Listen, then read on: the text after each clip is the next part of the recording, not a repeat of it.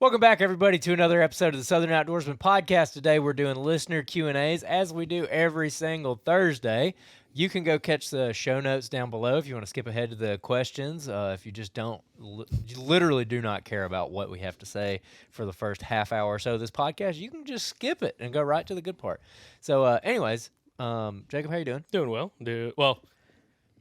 Doing fairly well. Again, you're going to hear next Thursday, I think, talking about we got to talk about our SOA hunt. We're a little crammed for time while we're doing this one. We're possibly going to have to go help people with some deer. We'll talk about more in the future. Yep, absolutely. So, anyway, ended up, again, we're going to talk about the SOA hunts on next week's Thursday breakdown episode. But, no, dude, I'm doing good. Doing real good. Trying to survive this Arctic cold blast down here in the Deep South. Hey, listen, it's been a rough 2 weeks for Alabamians, all right?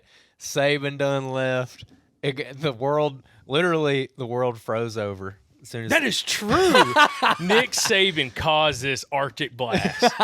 God. That's right. We were plunged into 7 years of darkness. He said, dude, I'm bouncing to Miami, bro. I'm going to hit the beaches. Forget this crap. Hey, everyone before this football season was talking about, he bought that big giant house down there in like West Palm Beach or wherever it was. Yep. And everyone's like, hey, man, old folks moving to Florida. He got that Florida house. So, yeah, anyways, my condolences go out to all the Alabama fans. I think we got another Q&A from old Tick Saban.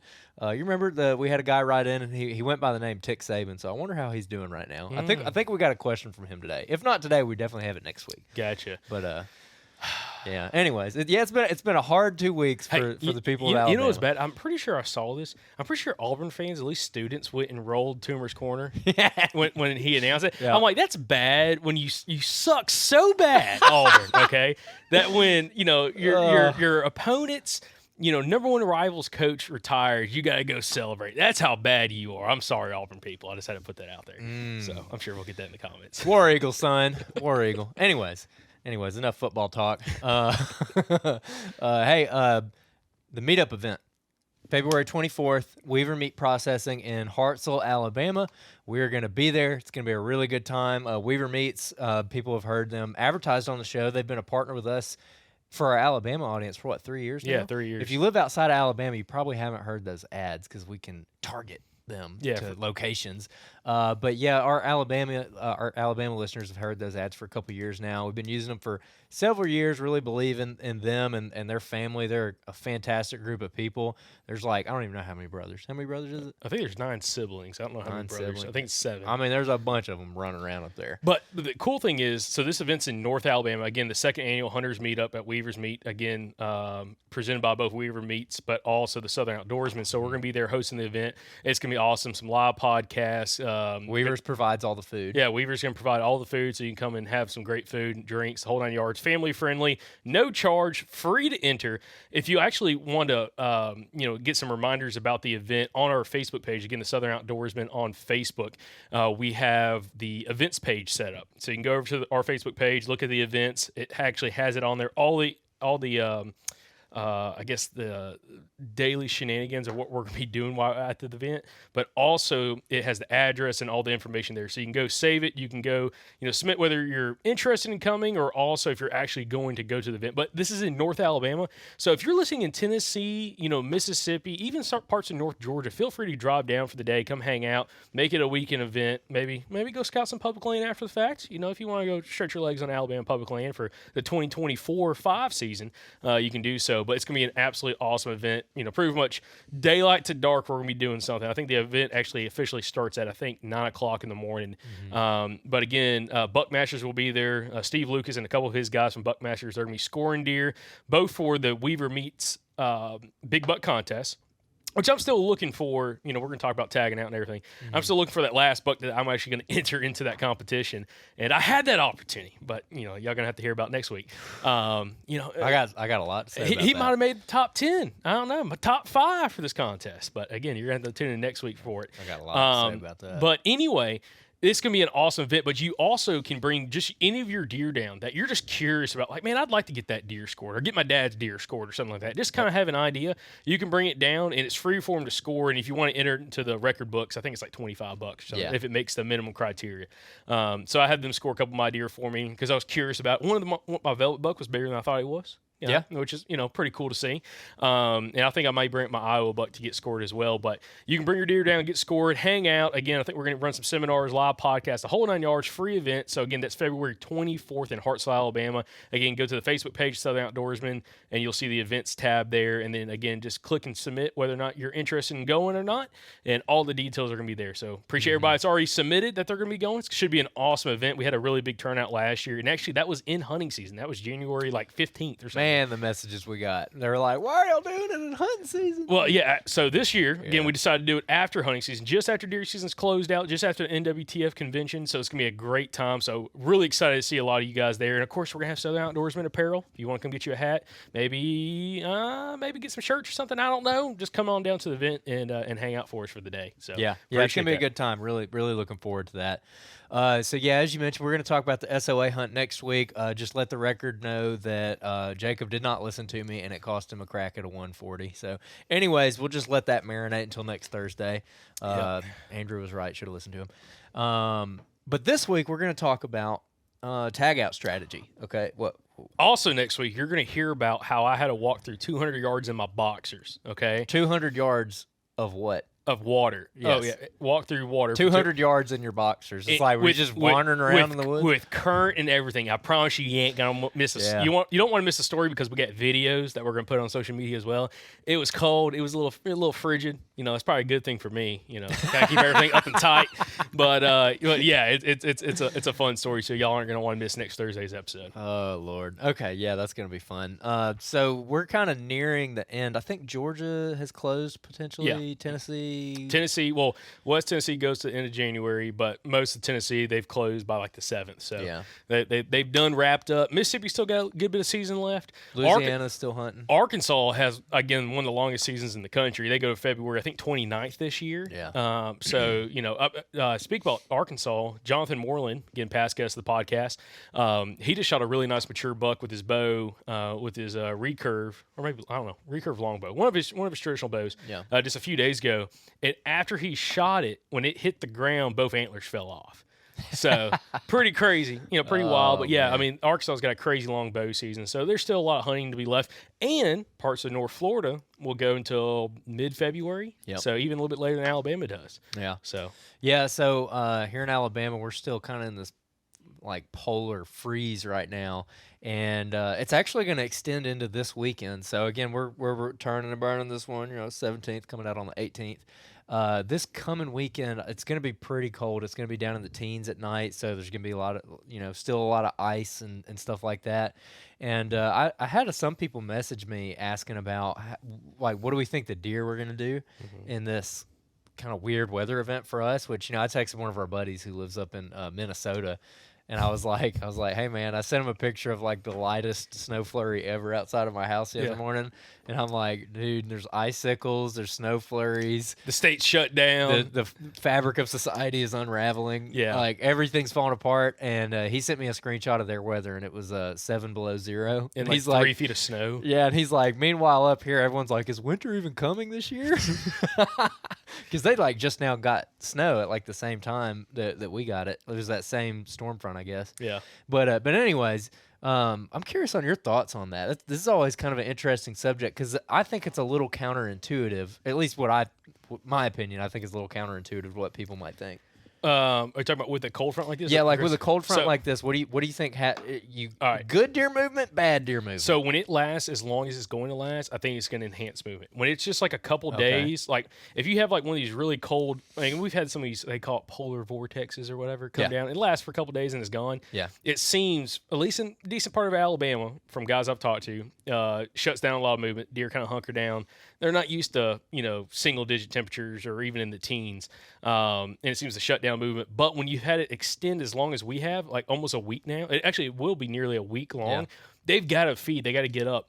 And I was telling somebody this a couple days ago, I'm like, dude, if I was on a club where you had either like some really, really good looking food plots. And I'm not talking greens. I'm talking more so like if you had grain planted or anything like that, like you had corn, some beans, maybe some turnips, radishes, stuff like that. It might be tremendous right now hunting food source, even during the rut and catching a ton of deer piling in, bucks checking those areas. Yeah. And then also I was telling a guy, I'm like, dude, if you had the opportunity against a private land and you could run corn right now in corn piles, it might be insane. And actually Thomas on a little property he's got, my brother, he had some corn put out, and it's like, dude, the second that cold front hit, deer were like nowhere to be found.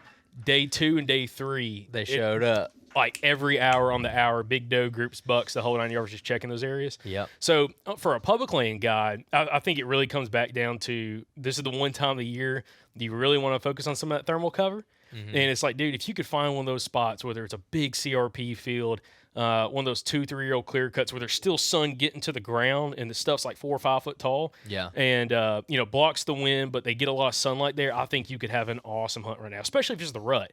I wouldn't be hunting necessarily in a closed out, thick canopied pine thicket. It's like where's some open ground, the deer can get some sunlight, they can warm up a little bit and also browse around in there. And I think it'd just be money right now. Yeah. Yeah, I actually agree with pretty much everything you just said. Like when that really, really nasty cold weather first hits, I feel like they move good right before it hits. Like I think Michael Pike was saying like 12 to 16 hours before that front, like you typically get good movement.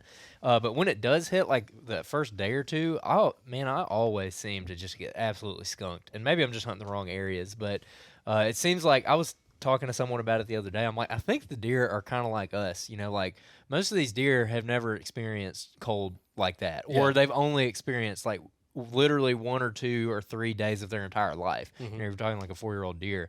The last time that we got a significant snow, at least in our part of Alabama, was 2017. So like a lot of the deer that we're hunting right now were not even alive when that happened. Yeah. So like that kind of puts it in perspective. So it's something different, new for them. So I kind of feel like they hunker down. But like what you're saying, the longer it goes on, I feel like it gets better. And like tomorrow, I think the highs are in like maybe the 40s. Dude, that would be the Tomorrow's day. the day. The day. In my opinion. I think tomorrow and Friday might be killer because we get more cold air coming Friday evening. It's going to be like real cold Saturday morning. I think it's supposed to be, or maybe Saturday night, it's supposed to get down to like single digits again. Yep. And again, that might not necessarily mess some things up because it warmed up just, maybe 30 degrees beforehand.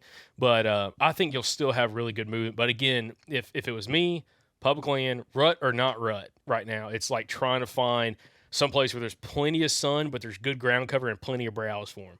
So again, it just goes back to those clear cuts. Again, those 2-3-year-old clear cuts. Maybe if you had like, if you're hunting like river bombs maybe, and it was just like big hardwood bottom that had ample sunlight where you had a bunch of switch cane and stuff growing up underneath it where it's still like they're still getting sun, but they have a little break between like the, the wind and all that kind of stuff and some browse down there. That would probably be really good.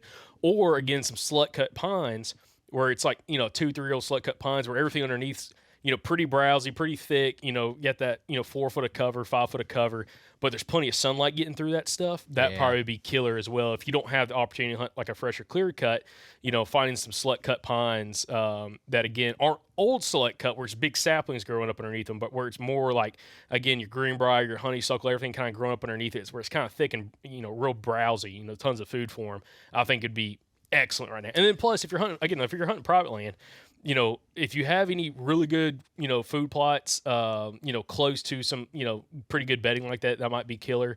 And then also, it might be a really good time, dude, for real, hunting some road beds on a club. Yeah. If you got like some of that grass and stuff on the side of the road beds, because the deer bed right there too. Yeah. And kind of be able to stay warm, but kind of stay in some little bit of cover, and then get up and just feed up and down those old road beds. I mean, it might just be awesome right now. Yeah. No, that's actually where I'm pretty sure that Blakely just shot that doe. Oh, it's a doe? Yeah. Sweet. Hey, that cattle pasture behind the house? Yeah. I was letting the dogs out this morning, and a hammer ran across that thing. A good one. A Scott Seals OS buck. You know what I'm saying? Okay.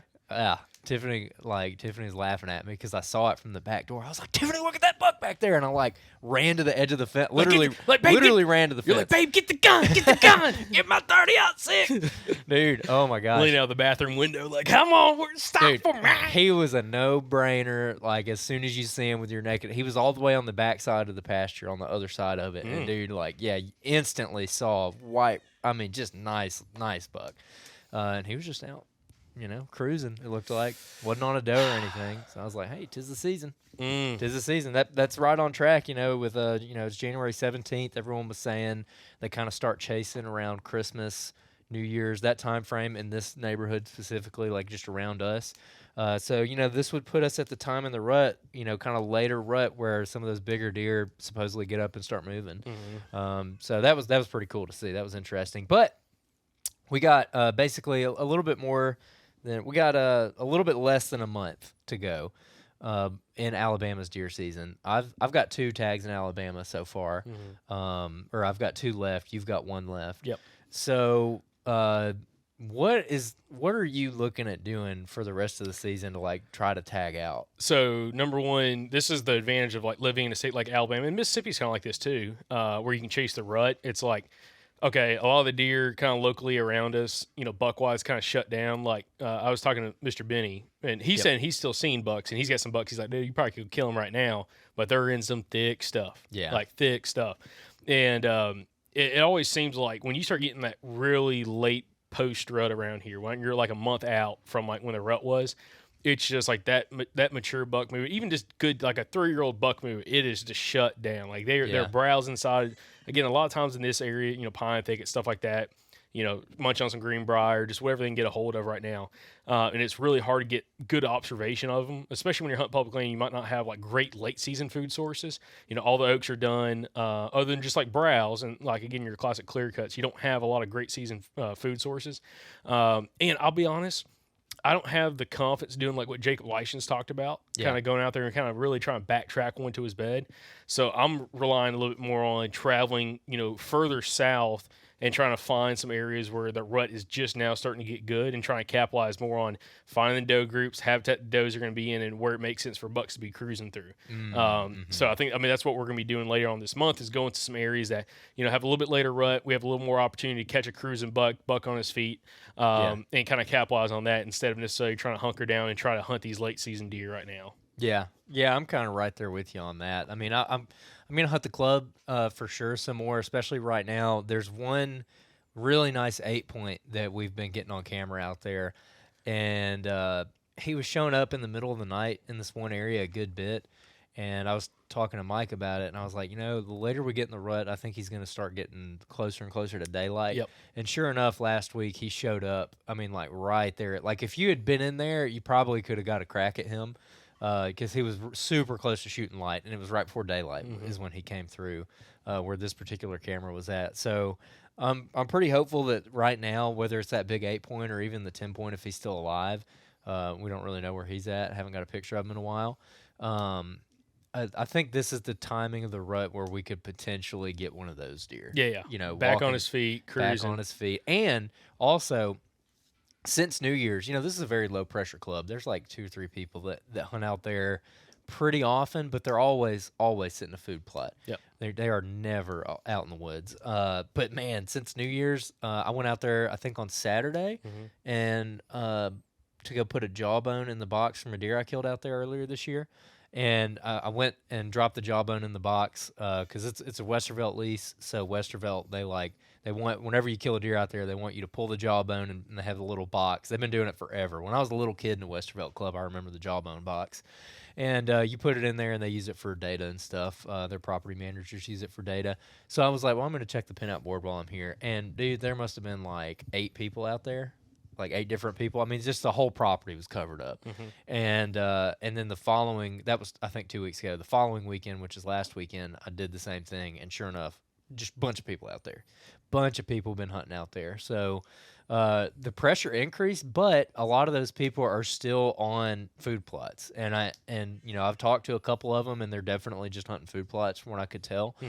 And I actually kind of I don't think it really matters actually that they're doing that. Like they might kill one of those bucks. I mean, you never know. Like he might come walking behind a doe into one of those food plots, but from a pressure standpoint, I think the deer were already avoiding those food plots. So I don't really think it's going to change the pattern that much. No. I don't know. I guess we'll see as I go out there and start hunting it some more. Maybe it'll get them more concentrated. I don't know, but I talked to somebody from the club, and he was telling me about what had been shot at, what had been killed out there, and there's 2 guys in particular who had both missed 2 does on food plots. I don't think they've killed one yet, but they've both missed 2 does on different food plots. And he was talking about how every time, I mean, on this club, it's like everyone hunts the food plots, and every time a doe walks out on a food plot, she gets a freaking bullet slung at her every time. Or more like "pah" because they don't hit it. Yeah, I don't know how you. Well, not trying to put my foot in my mouth, but y'all don't have any big food plots really. So I'm like, how are you missing a deer at 60 yards? I don't know. But anyways, or are they just shooting with a bad bullet, no blood, and like, oh, yeah, I missed her.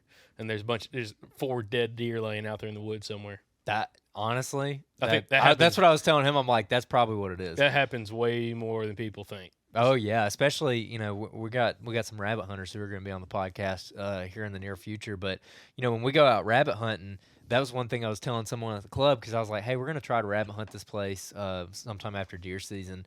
Get some guys on some beagles out here, and I was telling him you'd be surprised at how often we rabbit hunt a club. Mm-hmm. And we've rabbit hunted all over the state: Perry County, Dallas County, Tuscaloosa County, Bibb County, and in all these different hunting clubs. You're in the thicket, especially us like younger guys. Yeah. Like we're like we're literally busting. I got briar bibs, so I'm like Iron Man in those things. I go busting right through there.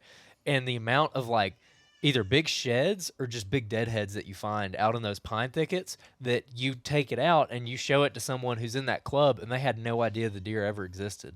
No one had ever seen it. No one had gotten pictures of it. And it just lived on the property, and it just avoided them its whole life, or it walked out on a food plot and someone shot it and couldn't find it, because that's where a lot of times you find them is around those food plots. Yeah, within like 100 yards. Yeah, within 100 yards of that food plot in that pine thicket is you'll find a bunch of dead deer, because guys will shoot it, can't find any blood going to the field edge, and they kind of assume they missed it, and it's a tough situation. So. And that, but they're also typically like a lot of food plots, at least, especially how your club sets up. It's right next to a pine thicket. Yeah, it's just like almost impenetrable. So because of that, if they don't find blood, they're like, well, I'm not pursuing the thing because I don't have any evidence I hit it. Yeah. To the point, these pine thickets are thick enough where if you're gonna exit the food plot, you're getting on your hands and knees. Yeah. And crawling through. It's almost worth just lighting a match and burn her up before you walk in there. It is. Call Westerville. Hey, we're doing a prescribed fire. I'm prescribing it. Yep, that's right. So yeah. Anyways, that'll be interesting. I'm gonna hunt the club a little bit, and then we got one more big camp coming up in a couple weeks that we're gonna be going and doing a big river bottom hunt, bringing the boat again. It's gonna be a good old time. Gonna have a bunch of good buddies in camp, and might be hunting some rutting deer. They should still be rutting by the time we get down there, and then of course there's a bunch of hogs down there too. Hunt South Alabama, so might get a crack at a big old porker. So.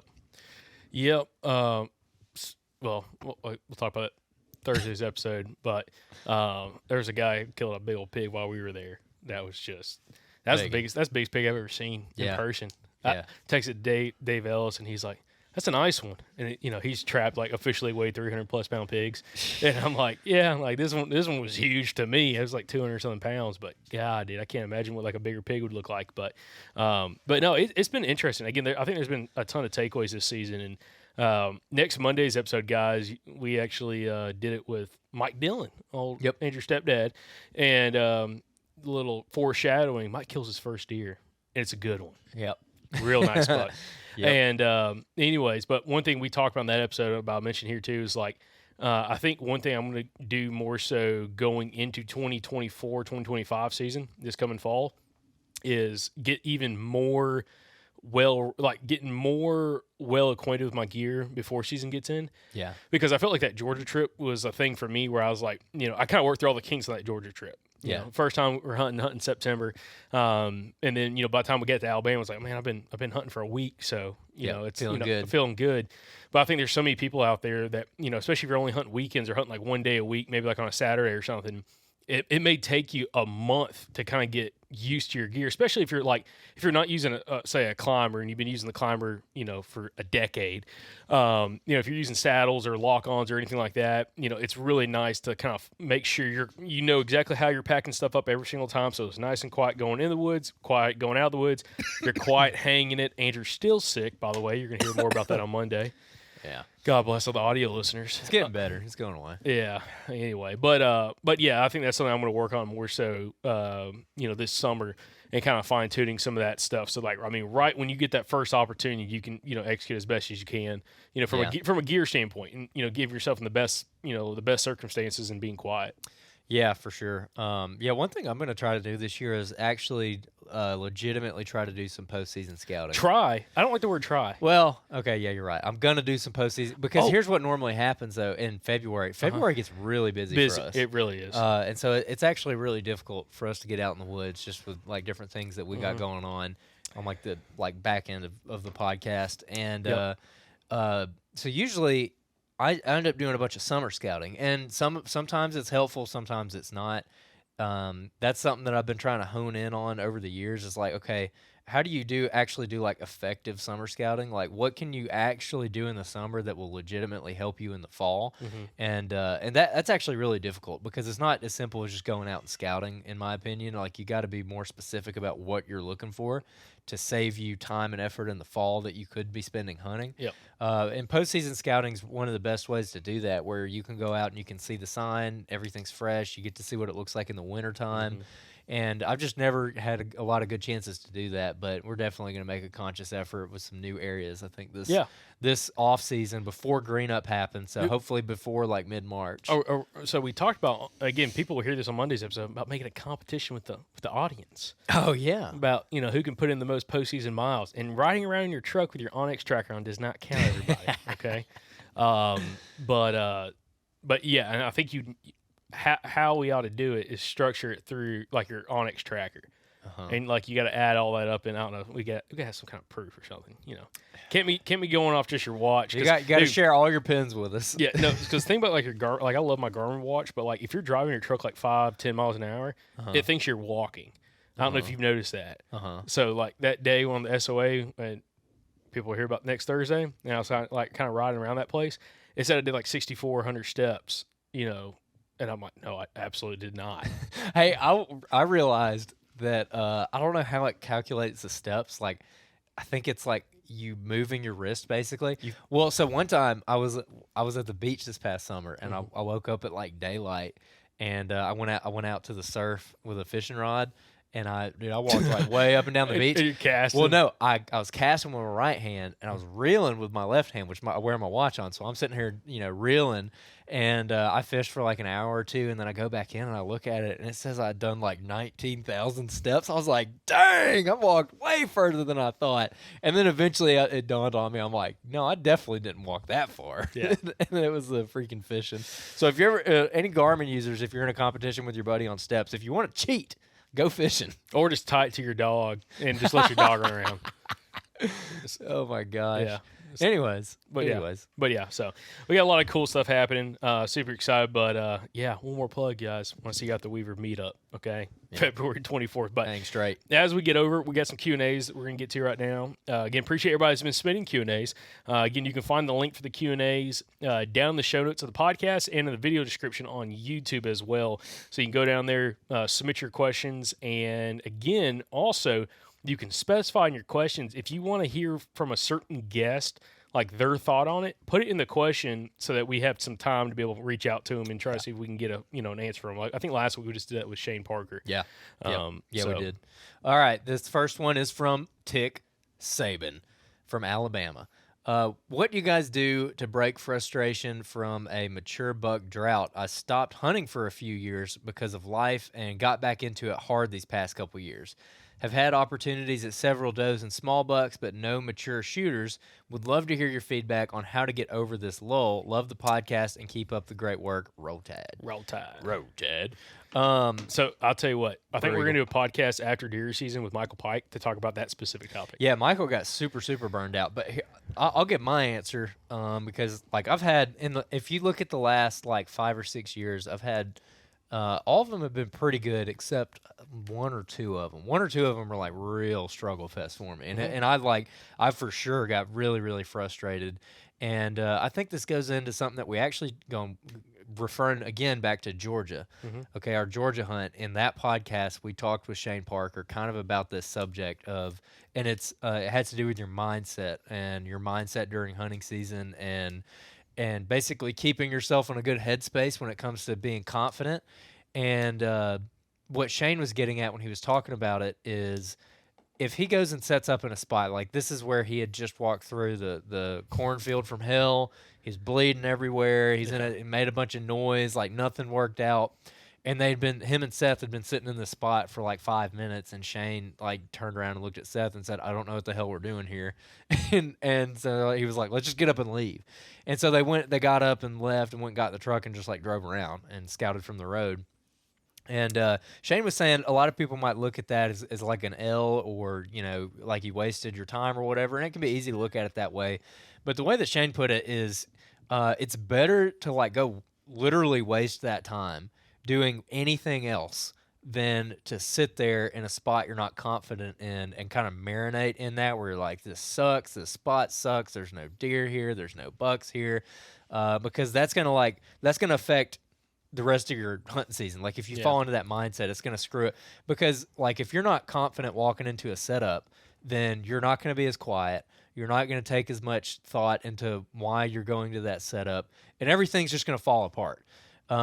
So for me personally, the way that I remedy it is I just started scouting more than I hunted. And even now where I got a 9-month-old, I've got a job, I've got this podcast, I got a lot going on. My time's really limited on when I can actually go hunt. But even with that limited time, I've still started taking a lot more time to go scout. And to me, it does two things. Like, first of all, I'm a lot more prepared when I do get to hunt. And so my hunts have been way better this year. And I've hit a way higher percentage of actually killing stuff. And we even talked about it a couple weeks ago where we were on a dry spell at the hunting club. And so I was going to give up 2 or 3 hunts in order to go and just scout. 2 or 3 hunts for me equals 2 or 3 weeks potentially. And I did that. I gave up 2 or 3 weeks. And then when we decided to hunt, we went in there and bam, Mike killed his buck, which you're going to hear about on Monday. And so like it worked out there. But so it does that. Like obviously it prepares you more, but also for me personally, it keeps me in a good headspace because I'm like, I don't fall into the thing of like, oh my gosh, I'm frustrated I'm not seeing big deer because I'm not actually hunting. I'm just scouting, So if I hunt like 3 times in a row and I don't see a deer, I get very discouraged. Okay. So instead of hunting 3 times in a row and maybe not seeing a deer, I'll scout twice and hunt once, and I'm more than likely going to see a deer because I spent those 2 days scouting and I'm in the best spot possible. So you're preventing yourself from doing a bunch of crappy sits, just to be sitting in a tree. So that's my personal advice. It's like, just start getting out and scouting and don't worry so much that you're missing time in the stand because it's probably not gonna be that good anyways without the scouting there. Yeah. I think one of the biggest, probably one of the biggest factors for a lot of our guests who are consistently getting opportunities and killing mature bucks, especially if that's their goal, is the time they spent scouting, both preseason, postseason, and during season scouting, especially during season scouting. Because preseason can definitely help you maybe like fine tune areas and find some areas that might look good for the rut, just, transit, habitat edges and everything else. And maybe find some deer you can put cameras on and maybe have an opportunity for early season. But like in season, postseason, like in season tells you where they're at right now. Postseason tells you where they were at some point during the season, especially if you're seeing a lot of rut sign. Well, clearly during, whenever the rut is in your place of the country, there's bucks using this area. Maybe during daylight, maybe at night. You don't really know until you kind of, put some time into it and make some assumptions based off habitat and cover. But I think that's like one of the biggest factors for, majority of all of our, guys on the podcast that truly are trying to target mature bucks is they put in a ton of time scouting and not just running trail cameras, but actually like what Andrew's talking about, what you're talking about, putting boots on the ground, walking, finding the sign, finding what looks right to them, as in why a mature buck should come through, and then setting up on it, whether it's with a trail camera to try to confirm what your assumptions are, or just hunting it and seeing what opportunity kind of unfolds for you.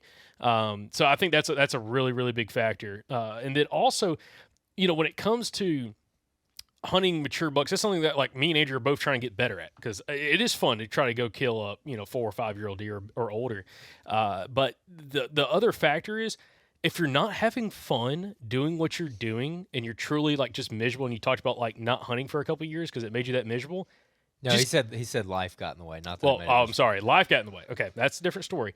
But go out there and just have some fun, especially shooting does. Especially if you like deer meat. I know some people like they like deer meat a little bit, but they're not going to go out and kill 3 or 4 deer for their family just because they don't eat that much of it. And other people, they love deer meat and they want to put a lot of meat in the freezer.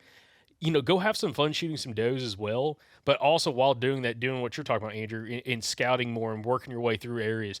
And I feel like another big factor for, guys that we've had on the podcast, and I think Jacob Leishan talked about this. I'm trying to think of other guests that has mentioned this. I know there's been multiple in the past, but once you find an area mature buck's using at a certain time of the year, if he dies or disappears, there's probably a good chance at some other point, maybe not that, maybe that season, but really maybe the next season, another mature buck's going to move into that area because the quality of the habitat, the quality of the terrain features, everything else that's right in that spot is probably going to just attract another mature buck in that area.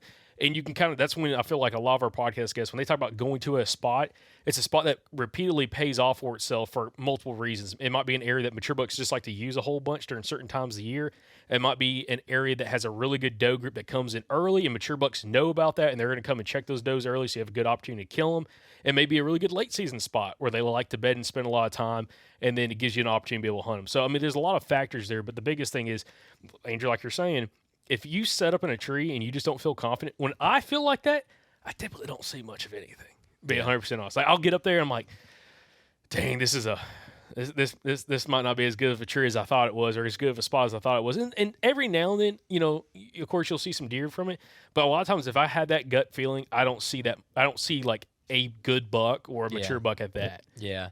Yeah, and that's something that comes with time, though, too. Like, you got to develop that over time, because sometimes you do have to, like, there's been plenty of occasions where I get in a tree and I'm like, oh, this sucks, this is not a good spot, but I end up having a really good hunt or killing a deer.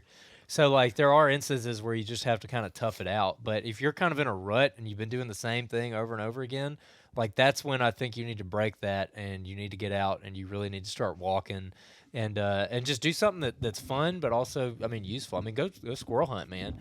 Like, that's another really good way of getting out there and kind of forcing yourself to cover ground in a way that you probably wouldn't before, because you're chasing animals. Like when you're squirrel hunting, when me and you squirrel hunted in September, the way that we were pursuing those squirrels and navigating the landscape is not how I would have done it had we been scouting. So you're seeing things from a different perspective. So that's also another potentially good way. Trail cam check in. So that's potentially another really good way of kind of breaking up the monotony. Oh, big old fat doe. Is that a shed buck?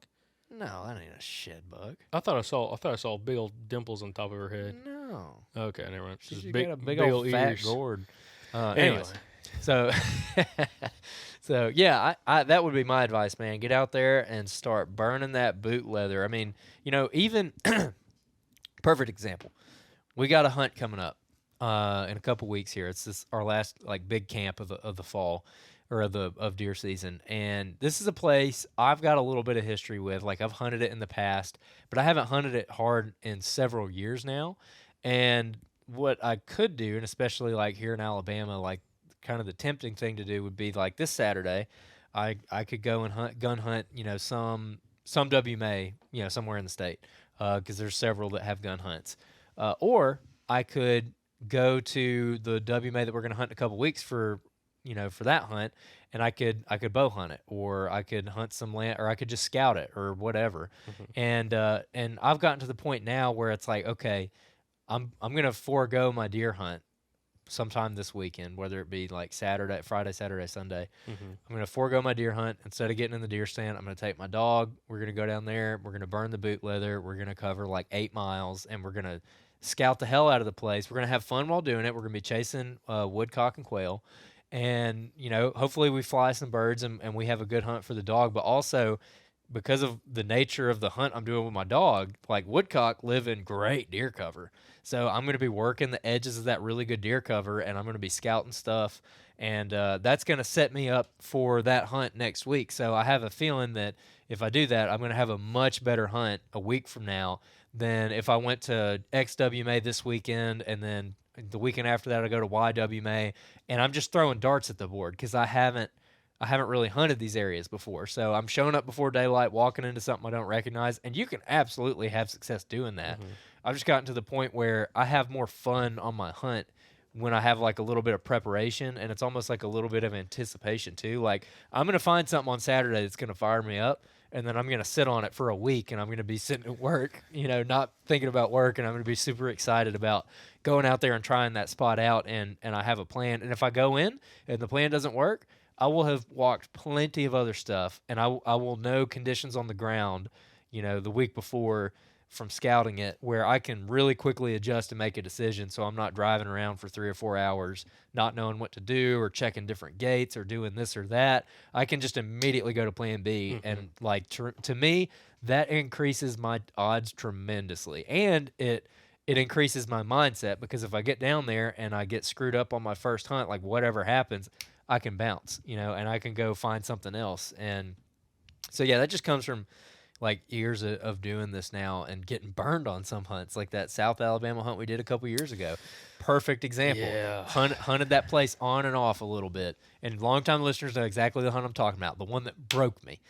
Hunted that place off and on a little bit, was pretty familiar with it, didn't do any homework whatsoever going into it, got down there that week, and plan A, B, C, D, E, F, and G were screwed up. There's people at the gates. There's people everywhere, way more pressure than we thought. And so the whole weekend was just spent like adjusting and trying to figure stuff out. And it was just miserable. I mean, it was honestly like not a fun hunt at all. I mean, it was kind of miserable for me the whole time. So now I'm just trying to avoid that situation. I'm trying to do my homework beforehand, so I've got plans if things don't go my way. Or if everything does go my way, then hopefully I've got plan A is the only plan I need. Like I'm going to go set up in the best spot that I know is good because I already scouted it. So anyways, we got to move on to question number 2. So this one, he left his name as Mr. Ox. Hey, gents, I'm glad I discovered y'all's podcast. Thank you. I have some feedback for y'all. I listen to Wired to Hunt podcast, and this time of year they have the Rut Fresh radio. I would love to hear a true Southern version / riff on this. And he said, I also love y'all are part of the First Light family. Maybe y'all already have an episode on this. I'd love to hear more on some 101 and getting in the woods undetected. I've had a deer blow twice on me this year entering the stand. I don't know who scared who, haha. Thanks again for your content and stay Southern. So we actually tried to do that, the like rut report thing in the past. And there's Sam calling me right on schedule. We did that in the past, actually, a couple years ago. We did it with turkeys and deer. That was like 2019. Yeah, like long time ago. Yeah, yeah. It was a tremendous amount of work, so we stopped doing it. Yeah, we stopped doing it. And it's one of those things. So one thing we've realized in the Southeast, especially outside of like some specific states, where even though there might be a couple different ruts, it's still pretty fine tuned during a 2-week period of time. Down here in Alabama, I could talk to somebody in one county and, they think the rut's not, like nothing's happening. It's just terrible. And then I could talk to somebody 10 miles away, same county, but just 10 miles away, and it's like the best hunt of their entire lives. Yeah. And I think that's one thing specifically down here where we're at in the Southeast is like, you should have a pretty good understanding, especially if you've hunted down here for a little while. Like in Alabama, our rut map's pretty spot on. I mean, the accuracy of it's spot on. And if you're hunting anytime during that window of time, if you're not seeing activity, you just probably need to move. Or, again, some spots just take a little bit more time to kind of, produce something. So, I wouldn't – don't get so tied up on, like, the whole – like, when they do, like, the Rut Fresh report and stuff. Because we've done it. That we've been interviewed on their show by Spencer for Wired to Hunt in the past. Both been on it. And it's just the South is so different from a lot of the Midwest. So don't worry so much about that. Just talk to your buddies and everybody that's maybe a little bit more local to you and see what they're seeing, how everything's going, and kind of use that as your intel of, what you should be doing. Now, getting into the woods undetected, that is something that we've talked about in probably some episodes. I don't know of any right off the top of my mind. I did ask, I think it was at our hunting camp. Actually, I did talk about this. The episode we did with Michael Pike, Michael Perry, and then Shane Parker, the one I did with them at hunting camp back in October. Episode came out, I think, late October. Yep. We talked about this because the area of the state we were hunting in, just the leaves were super thick, real loud, dry conditions. And I just felt like it was impossible to get anywhere quietly because it was like fairly calm, light winds, and you just made so much racket. And one thing Michael Perry said is he's like, I don't worry anything about that. As long as I'm not making like clanging noise with metal, I'm just walking straight to my spot and just sounding as natural as I can, like just something walking, maybe pausing every now and then getting to your spot and getting set up. Now, it's a little bit different.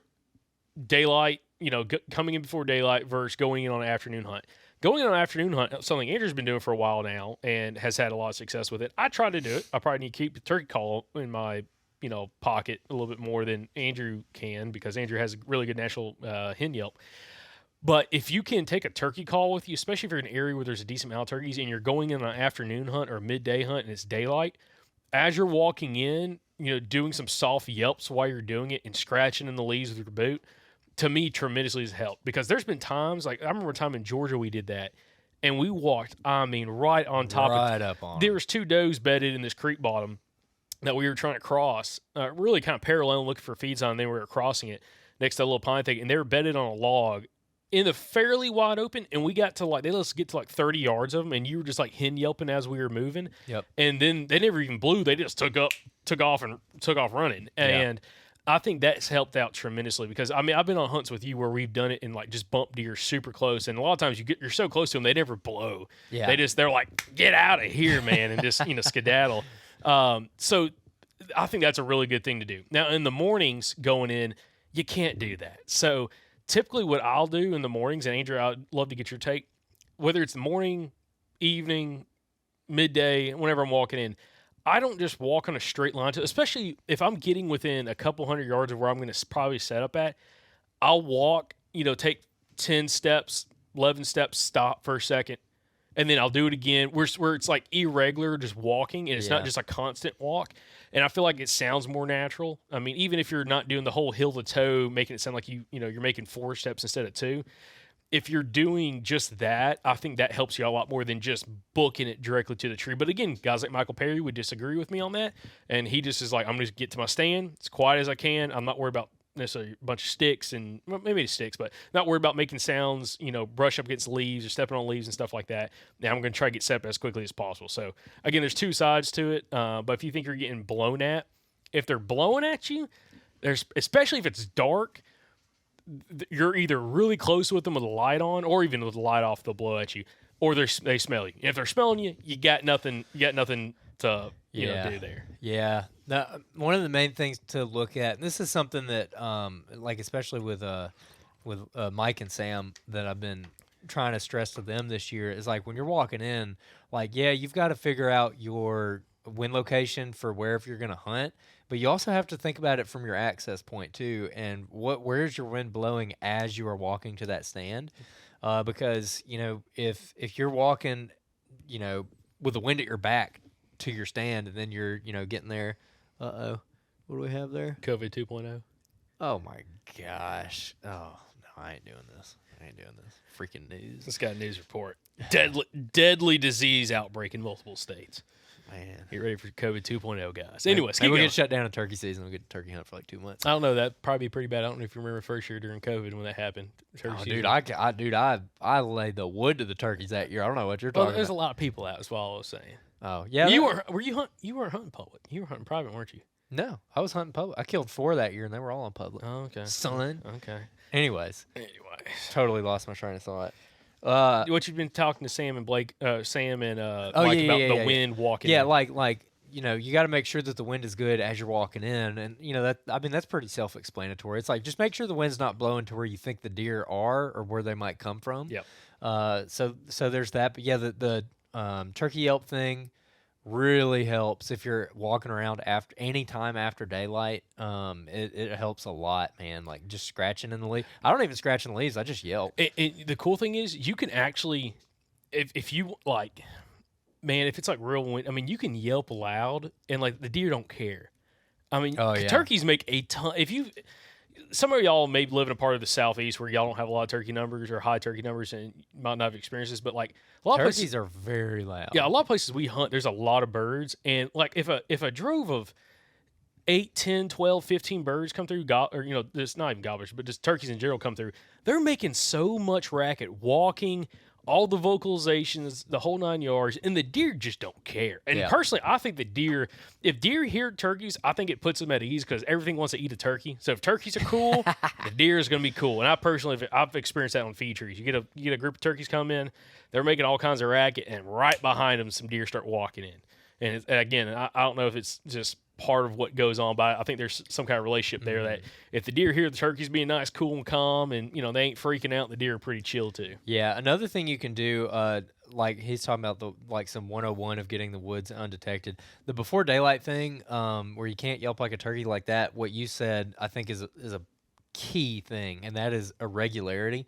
So, I mean, if you have to just book it to your stand and just walk straight there, that's fine. But that is like a very human cadence to do. Like nothing really walks on a straight line like that without pausing or breaking cadence. Even a hog. We saw some hogs on our SOA hunt. They freaking run everywhere. But they run, but they stop, and then they run over here, and then they run over there. And like it's just really irregular. But only a human just I mean, coming and going, you know. Yeah. So that's like very. Now it depends also though on again where the deer are at. So like everything hinges on where are the deer while you were walking in.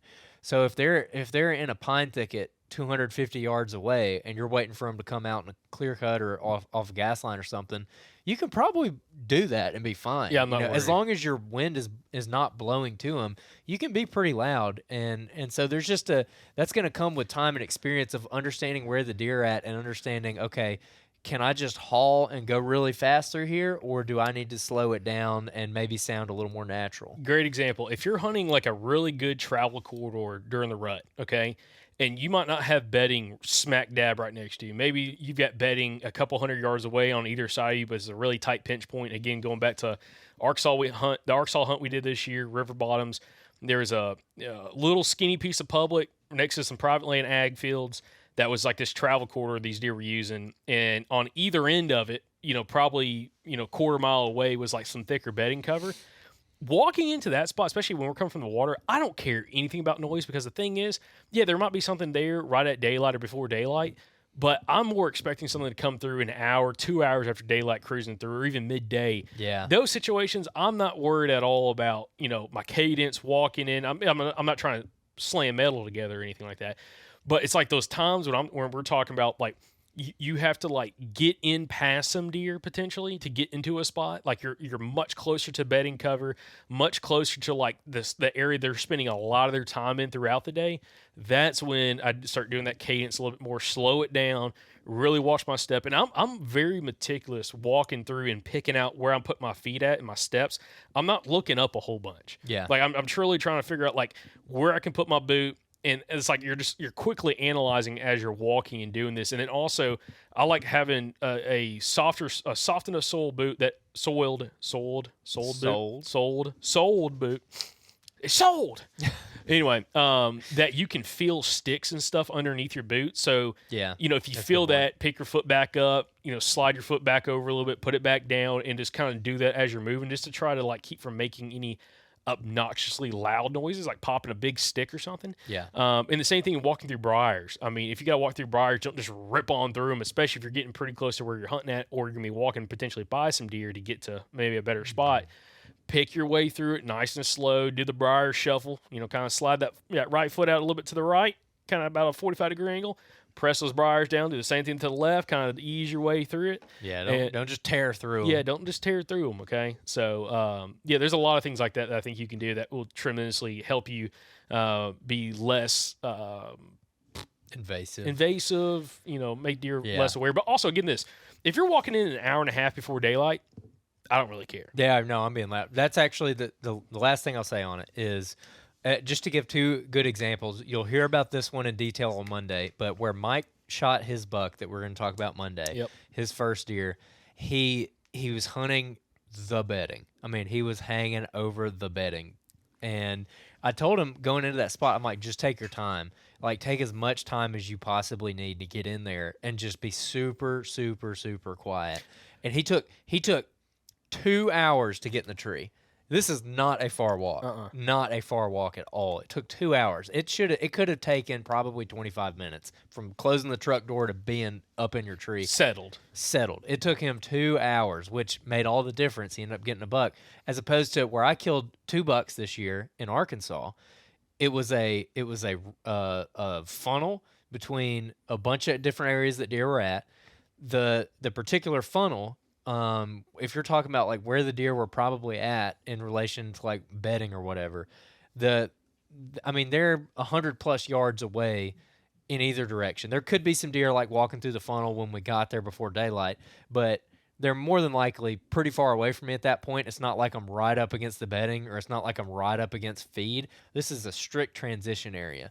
So when I'm going in before daylight, I'm like, okay, there's probably not a deer in there. I might be unlucky and have a huge buck walking through, half an hour before light, and I might bump him. But, it is what it is if that happens. I can't control that. We're rolling up on a boat. You drop me off on the riverbank, and my mindset is like, I'm getting up a tree as fast as I possibly can because I don't know when they're going to come through. So I'm breaking sticks, I'm shuffling in the leaves, I'm throwing my bag down, I'm being loud as crap because in that situation, I'm like, okay, the deer are not on top of me right now, more than likely. So I'm just going to prioritize getting up in this tree and getting ready because, they could come through at any moment. And I'm going to prioritize that versus in Mike's situation, it was the exact opposite. You're walking right in on top of some deer. You're probably climbing a tree within 100 yards of a bedded deer. So be super, super quiet and just take your time with it. So, like, as far as like the quote unquote 101 aspect of it goes, the 101 is how close are you to the deer, where they are while you are accessing, and what can you get away with in that situation. Yeah. But and also, by the way, if you've only bumped two deer this year on the way in, that's not great. bad. That's not bad at all, fantastic. personally, unless you've only hunted 4 times this year. Then we get problems. But also, if you have to walk by like a huge food source on the way there, like you have to walk through like early season, a big open oak flat, but you're not going to hunt the oak flat, you want to hunt the back of it, you're going to bump deer. It's just going to happen, okay? Yeah. So you got to take all that consideration as well and think about going back to episode – when did the new Josh Driver version come out? 512. Okay, episode 512. Go listen to episode 512, positive versus negative terrain. Positive terrain where deer are spending time during daylight hours or nighttime hours, and then negative terrain where they're not spending time during daylight hours or nighttime hours. And think about that in your mind and try to stay in that negative terrain as long as possible before you have to get out of it. I think you'll have a lot more success as well. 100%. All right, those are the two we're going to do this week. We got to roll. We got some buddies with a deer down, and we got to help them with it. So, woohoo! Maybe we'll get them on the podcast. Old Sam and Blakely. Anyways, appreciate everybody watching. Appreciate everybody listening. Hey, we got these beautiful, gorgeous camo hats. Old school camo. Back in stock. Old school camo. Back in stock. Limited run. They've sold out, I think, 3 times already. So if you want one of these old school camo hats, again, link down the show notes below. Pick one up. Also, we still have some more Blaze Orange, the old Lucky hat. You just saw a listener success story get posted a couple days ago on social media. Listener was actually asking to send me one of the lucky ones, so I wrote him a note. Hope it's a lucky hat, and he killed his first good rack buck ever. Yeah, really nice buck. So, yeah. Really nice buck. Appreciate everybody's been purchasing Southern Outdoorsman apparel. Appreciate all that support. And again, you can pick up all these hats and more down the show notes below in the link. And just appreciate it, guys. And hey, remember, tune in next Monday's episode. You're not gonna want to miss it. You definitely don't want to miss it. But also, good luck to you guys this weekend. Hopefully, y'all stay warm. Maybe kill some deer. Write in some listener success stories when you get them. And just appreciate y'all watching. Appreciate y'all listening. We'll catch y'all back here on the next episode from the Southern Outdoorsman. And remember, guys, y'all stay Southern.